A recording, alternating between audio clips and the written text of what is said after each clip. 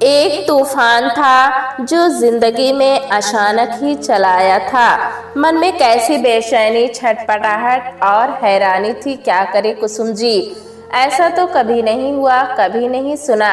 संसार में आदमी की इज्जत ही तो हर चीज से बढ़कर होती है। वो कैसे अपनी इज्जत जाने देती। कुसुम जी हैरान और दुखी हैं। इसके अलावा ऐसे में कोई कर भी क्या सकता है। दरअसल कुसुम जी एक संपन्न और सुखी घराने की बहू है। घर में सास ससुर हैं, पति हैं, 3 प्यारे प्यारे बच्चे हैं। उनके घर में ना रुपए पैसे का अभाव है, ना सुख शांति का। दूसरे घरों में आए दिन झगड़े फसाद होते रहते हैं, मगर कुसुम जी की छोटी सी गृहस्थी इस सब से बची हुई है। कुसुम जी के पति क्रोधी नहीं है, सास भी झगड़ालू नहीं है। सब प्रेम भाव से रहते हैं। घर में कोई मेहमान आ जाए तो भारी नहीं पड़ता। 2 वक्त का भोजन उसे भी कराया जा सकता है। कोई नाते रिश्तेदार हो तो चलते समय छोटा मोटा उपहार यानी कोई अच्छा कपड़ा या 11 से 21 रुपए देने में भी घर का बजट नहीं गड़बड़ाता। अतिथि बोझ ना हो, सिर पर कर्ज ना हो, घर में सुख शांति हो, इससे ज्यादा और क्या चाहिए। कुसुम जी छम छम करती अपने आंगन में घूमती फिरती हैं और रसोई, दालान, बैठक आदि सब जगह की व्यवस्था खुद देखती रहती हैं। रसोई के लिए महाराजिन है और बर्तन साफ करने के लिए मेहरी। बाजार का काम देखने को घर में कई नौकर चाकर भी हैं। सास सुशील सुंदर बहू पाकर घर की जिम्मेदारी उसे सौंप चुकी हैं और आराम से जिंदगी के बाकी दिन गुजार रही हैं। ऐसे में क्या तूफान खड़ा हो सकता है? क्या पति इधर उधर ताक झांक करता है? अजी नहीं, वो तो रहट का बैल है। बेचारा कंधे पर गृहस्थी का जुआ लेकर उसी धुरी के इर्द गिर्द घूमता रहता है। उस गरीब को तो घर की दाल रोटी के अलावा कभी बाजार की चाट पकौड़ी की चाहत तक कभी नहीं हुई। हुआ ये कि कुसुम जी के घर मेहमान आए। वो अक्सर आते ही रहते हैं, ये कोई नई बात नहीं है। वो ठाठ से 2-3 दिन रहे। जिस काम से आए थे वो निपटाया और फिर शहर भी घूम आए। उस दिन वो सुबह सवेरे चलने को तैयार हुए। अटैची बंद की, बिस्तर बांधने लगे। आधा बिस्तर बंद में जमा चुके तो मालूम पड़ा कि उनका कंबल नहीं है। उन्होंने फिर से देखा, जांचा। वो मेहमानों के जिस कमरे में टिके हुए थे उसमें उनके अलावा और कोई भी नहीं ठहरा था। अपनी चारपाई देखी, नीचे झांक कर देखा कि शायद चारपाई के नीचे गिर गया हो, लेकिन कंबल वहां भी नहीं था। वो अपने सब कपड़े सहेज कर पहले ही अटैची में बंद कर रख चुके थे। कोई और जगह ऐसी नहीं थी जहां कंबल के पड़े होने की संभावना होती। मेहमान को घर के मालिक से कहने में संकोच हो आया। क्या एक तुच्छ कंबल की बात इतने बड़े और इज्जत वाले आदमी से कहना उचित होगा? वैसे कंबल पुराना नहीं था, यात्रा के लिए ही खरीदा गया था। रुपए भी पूरे 300 खर्च हो गए थे। ऐसे में उस नए कंबल को संकोच के मारे छोड़ जाने के लिए भी दिल नहीं मानता था। मेहमान ने झिझकते हुए कुसुम जी के बच्चे शरद से पूछ लिया, बेटा, यहाँ हमारा कंबल पड़ा हुआ था, अब मिल नहीं रहा। शरद ने इधर उधर नजर दौड़ाई, कंबल कहीं ना पाया तो जाकर माँ से बोला। उस वक्त कुसुम जी रसोई में महाराजिन को निर्देश दे रही थी। शरद की बात सुनकर तुरंत मेहमान के पास दौड़ी आई। उन्होंने देखा कंबल नहीं था। घर का कोई भी सदस्य मेहमान के कमरे में नहीं आता था, इसीलिए किसी का वहां आकर मेहमान का कंबल ले जाना समझ में नहीं आ रहा था। कुसुम जी ने यूं ही दिल की तसल्ली के लिए घर के बिस्तर उलट पुलट डाले। हालांकि उन्हें यकीन तो पहले से ही था कि घर का कोई भी सदस्य कंबल नहीं उठा सकता, पर मेहमान और अपनी तसल्ली के लिए उसे ढूंढना तो था ही। कुसुम जी मन ही मन बड़ी झेप महसूस कर रही थी। क्या सोचेगा भला आदमी, कैसे लोग हैं, बिस्तर में से कंबल ही गायब कर दिया। कौन कर सकता है ऐसा गलत काम? सास ससुर को ऐसी बातों से कोई मतलब नहीं। वो तो लाखों का व्यापार और घर बार सब बेटे बहू को सौंपे हुए बैठे हैं, भला वो कैसे मेहमान का एक कंबल ले लेंगे? ऐसा सोचा ही नहीं जा सकता। और बच्चे, वे खुद अपना तो कोई काम करते नहीं, फिर मेहमान के कमरे में जाकर उसका बिस्तर क्यों ठीक करेंगे? और फिर जहाँ तक कंबल का सवाल है, वे उसका क्या करेंगे? उन्हें किसी चीज की कमी है जो वे चोरी करेंगे? रही किसी के मजाक करने की बात, तो उनके बड़ों से मजाक करने का सवाल ही नहीं उठता। कुसुम जी दिल ही दिल में सवाल करती रहीं, सारी संभावनाओं पर विचार करती रहीं, पर उससे कुछ हासिल न हुआ। कंबल तो न मिलना था न मिला। कुसुम जी का मन जैसे कोई भंवर बन गया था जिसमें सब कुछ गोल गोल घूम रहा था। महाराजिन वो तो चौके के अलावा कभी किसी के कमरे में भी नहीं जाती। उसके अलग थलग बने मेहमानों के कमरे में जाने का तो कोई सवाल ही नहीं उठता था। महरी वो बर्तन मांजकर चौके से ही आंगन में होकर पिछवाड़े के दरवाजे से निकल जाती है। गरीब आदमी के ईमान पर शक नहीं करना चाहिए।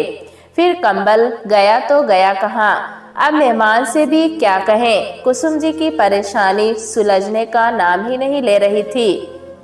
तभी मेहमान ने अपना सामान लाकर आंगन में रख दिया। वो कुसुम जी को नमस्कार करने के लिए खड़ा हुआ। वो बिना कंबल के जा रहा है या कंबल मिल गया है ये जानने के लिए जैसे ही उन्होंने पूछा तो मेहमान ने झिझकते हुए कहा, नहीं भाभी जी, मिला तो नहीं, पर छोड़िए इस बात को। नहीं नहीं, अभी और देख लेते हैं, आप रुकिए। तो कुसुम जी ने पति को इत्तला की कि मेहमान जी का कंबल नहीं मिल रहा है। वो भी सुनकर सन्ने रह गए। इसका सीधा सा अर्थ था कि कंबल खो गया है, उनके घर में ही किसी ने चुरा लिया है। कुसुम जी ने बड़े अनुनय से मेहमान को रोका, अभी रुकिए आप, कंबल जाएगा कहाँ? ढूंढते हैं सब मिलकर। कुसुम जी, उनके पति, बच्चे, सास ससुर सब मिलकर घर को उलट पुलट करने लगे। सारी अलमारियां, घर के बिस्तर, ऊपर परछत्ती, टाट, कोई ऐसी जगह नहीं छोड़ी जहां कंबल को ना ढूंढा गया हो। कुसुम जी ने पहली बार गृह स्वामी को ऊंची आवाज में बोलते हुए सुना, घर की कैसी देखभाल करती हो? घर में मेहमान का कंबल खो गया, इससे बड़ी शर्म की और क्या बात होगी? कुसुम जी तो पहले ही हैरान परेशान थी। पति की डांट खाकर उनका जी और छोटा हो गया। उनकी आंखों से आंसू टप टप टपकने लगे। साथ ही वो सब जगह कंबल की तलाश करती रहीं। ऐसा लगता था जैसे घर में कोई भूचाल आ गया हो। दालान में बैठा मेहमान मन में पछताने लगा कि अच्छा होता कंबल खोने की बात बताए बिना ही वो वापस चला जाता।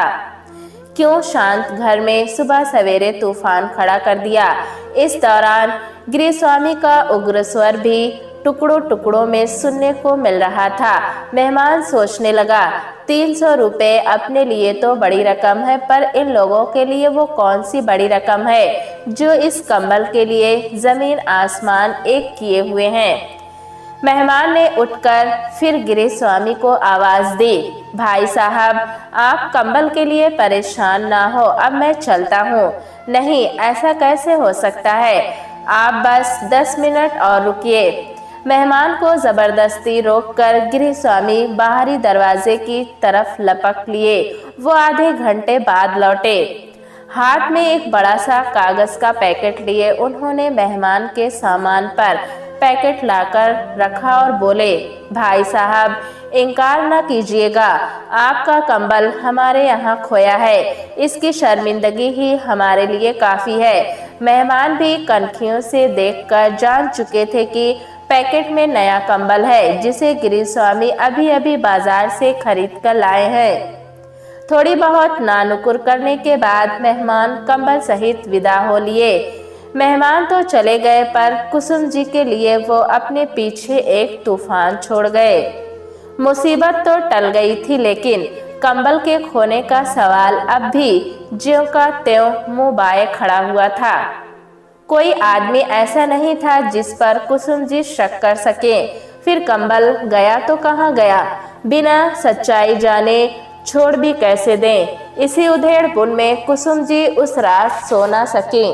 सुबह उठी तो सिर भारी और आंखें लाल थी। इतना दुख कंबल खरीद कर देने का नहीं था जितना इस बात का था कि चोर घर में था। चोरी घर में हुई थी। कुसुम जी ये समझती थी कि घर में उनकी मर्जी के बिना पत्ता भी नहीं हिल सकता, पर अचानक उनका ये विश्वास हिल गया था। किससे कहें कि ठीक उनकी नाक के नीचे एक चोर भी मौजूद है जो आज कंबल चुरा सकता है तो कल घर की कोई भी चीज चुरा सकता है। घर में कुछ भी सुरक्षित नहीं है। कुसुम जी की समझ में नहीं आ रहा था कि ऐसी स्थिति में क्या करना चाहिए। इसी परेशानी के आलम में उनकी सहेली सविता ने परामर्श दिया कि पास में ही एक पहुंचे हुए ज्योतिषी बाबा है। वो बड़े तांत्रिक और सिद्ध पुरुष है। कैसा भी राज हो बाबा को सब मालूम हो जाता है। कुसुम जी का कभी किसी ज्योतिषी या तांत्रिक से वास्ता नहीं पड़ा था, इसलिए उनके मन में उनके प्रति अविश्वास की कोई भावना नहीं थी।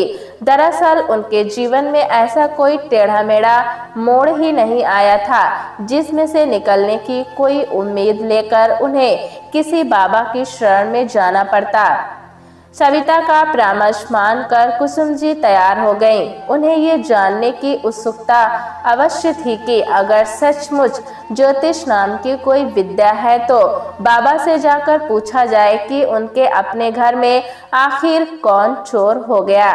जाने कितने गली कूचों से होकर कुसुम जी बाबा के पास पहुंची। भगवा वस्त्र माथे पर, त्रिपुंड गले में रुद्राक्ष की माला, बंद आंखें और तेजस्वी मूर्ति। सविता ने उन्हें अपने आने का प्रयोजन बताया और चोर का नाम जानने की इच्छा प्रकट करते हुए बाबा के सामने फलों की टोकरी भेंट स्वरूप रख दी। बाबा ने उसकी ओर ध्यान भी नहीं दिया, पर उनके शिष्य ने टोकरी उठाकर अंदर पहुंचा दी। बाबा ध्यानस्थ हुए। कुसुम जी ने बड़ी आशा से उनकी तरफ देखा, ये सोचकर कि वो पिछले दिनों जिस सवाल का उत्तर खोजते खोजते थक गई है, शायद उसका कोई उत्तर बाबा दे सके। बाबा की पलकें धीरे धीरे खुली। उन्होंने सर्वज्ञ की भांति कुसुम जी पर एक दृष्टि डाली और गंभीर स्वर में घोषणा की, चोर घर में ही है। चोर तो घर में ही था, बाहर का कोई आदमी घर में आया ही नहीं था। पर सवाल ये था कि उनके अपने ही घर में चोर था कौन। बाबा ने कहा, ये तो घर में आकर ही बता सकेंगे कि चोर कौन है। हम चोर के मस्तक की लिखावट पढ़ सकते हैं। वारदात के मौके पर होंगे तो चोर से कंबल भी वहीं बरामद करा देंगे। कुसुम जी ने बाबा की बात मान ली। बाबा ने 2 दिन बाद आने का समय दिया। 2 दिन बाद बाबा को लेने के लिए कार भेजी गई। बाबा पधारे। उनके सामने घर के सब लोग चोर की तरह उपस्थित हुए। बड़े आडंबर और दलबल के संग आने वाला बाबा के स्वागत सत्कार के बाद चोर की पहचान का काम शुरू हुआ। बाबा ने घर के हर सदस्य को मेटल डिटेक्टर की तरह पैनी निगाहों से देखा, फिर सिर हिलाया। इनमें से कोई नहीं है। इनके अलावा घर में कोई नौकर चाकर नहीं है क्या? महाराजिन और मेहरी हैं, दोनों को बुलाओ। उन्हें बुलाया गया। वे दोनों गरीब और ईमानदार औरतें थीं। घर में बरसों से काम कर रही थीं। आज तक कभी कोई ऐसी वैसी बात नहीं हुई थी, लेकिन आज उनकी चोरों की तरह पेशी हो रही थी। अपमान के कारण उनके मुंह से कोई बात नहीं निकल रही थी। उन्हें डर लग रहा था कि बाबा का क्या, चाहे जो कह दे, बाबा को कौन पकड़ता फिरेगा। कही बात और लूटी इज्जत किस काम की। बाबा ने दोनों नौकरानियों की ओर देखा। मेहरी की ओर उनकी रौद्र दृष्टि पड़ी। उंगली से इंगित किया। यही है। बेचारी मेहरी के सिर पर मानो पहाड़ टूट पड़ा, जिस पर घर के मालिक तक भरोसा करते आए थे। उस पर एक बाबा के कहने पर बिना सबूत चोर होने का इल्जाम लगाया जा रहा था। उसने बड़ी हसरत से मालिकों की तरफ देखा, ये सोचकर कि शायद वे अभी कहेंगे कि नहीं, ये चोर नहीं हो सकती, ये तो बड़े भरोसे की औरत है, गरीब की तो इज्जत ही सब कुछ होती है। लेकिन नहीं, ना मालिक बोले ना कोई और ही कुछ बोला। कुसुम जी ने कहा कि पुलिस को बुला लो। बाबा के अधरों पर विजय की मंद मंद मुस्कान नाच रही थी। मालिक ने अगले क्षण झपटकर मेहरी की चोटी पकड़ ली। हमेशा के मितभाषी मृदुभाषी पति के मुंह से झड़ती फूहड़ गालियों की बौछार से कुसुम भी अवाक रह गई। उनको भी मेहरी से कोई सहानुभूति नहीं थी। जिस पर भरोसा किया वही चोर निकली। जाने कितनी देर तक मेहरी पिटती रही। मालिक का हाथ चाहे जहां पड़ता रहा। भरे पूरे घर के आंगन में निरीह औरत की पिटाई होती रही। बाबा की आवाज गूंजी, कंबल निकाल। मेहरी ने महसूस किया कि पीटने वाले का हाथ रुक गया है। कंबल तो नहीं है मेरे पास, कहाँ गया, कहाँ छिपा दिया? मेहरी चुप बेच दिया। हाँ, पिटाई से अधमरी हो चुकी मेहरी के मुंह से अचानक निकला। घर के सभी लोग सुनकर हैरत से बाबा की तरफ देखने लगे। कैसे त्रिकालदर्शी है बाबा, जिसे घर में इतने वर्षों काम करते देख कर हम नहीं पहचान सके उसकी असलियत इतनी दूर बसे अनजान बाबा की नजरों में कैसे आई? कुसुम जी को ध्यान है कि उसके बाद सबने मिलकर फैसला किया था कि मेहरी कंबल के 300 रुपए दे दे। 300 रुपए नगद न होने की हालत में मेहरी के कान की सोने की बालियां उतरवा ली गई थीं। नौकरी से तो उसकी छुट्टी हो गई थी। कुसुम जी के सीने से एक बोझ तो हट गया था। चलो, चोर तो पहचाना गया। घर में रहती तो न जाने और कितना नुकसान करती। पहले भी न जाने कितना नुकसान होता रहा है। वो तो विश्वास में मारी गई। खैर, जब जागे तभी सवेरा। इस परेशानी से निकलने के लिए बाबा की सेवा और भेंट आदि में 500 रुपये खर्च होने का कुसुम जी को कोई अफसोस नहीं था। अफसोस अपने विश्वास के छले जाने का था। आश्चर्य था तो बाबा के सर्वज्ञ होने का। वो कैसे जान गए कि असल चोर कौन था? कंबल की चोरी से घर में उठा ये तूफान थम गया था, पर आज हाथ में पकड़े पोस्टकार्ड को लेकर कुसुम जी फिर उसी तूफान से घिरी हुई थी। अभी कुछ देर पहले डाकिया जो डाक दे गया, उसी में ये पोस्टकार्ड भी था। उसमें लिखा है, घर पहुंचा तो मालूम हुआ कि कंबल तो मैं यहीं छोड़ गया था। आपको जो परेशानी हुई उसके लिए हृदय से क्षमा चाहता हूँ। आपका कंबल या तो किसी के हाथ भिजवा दूंगा और नहीं तो आने पर खुद लेता आऊंगा।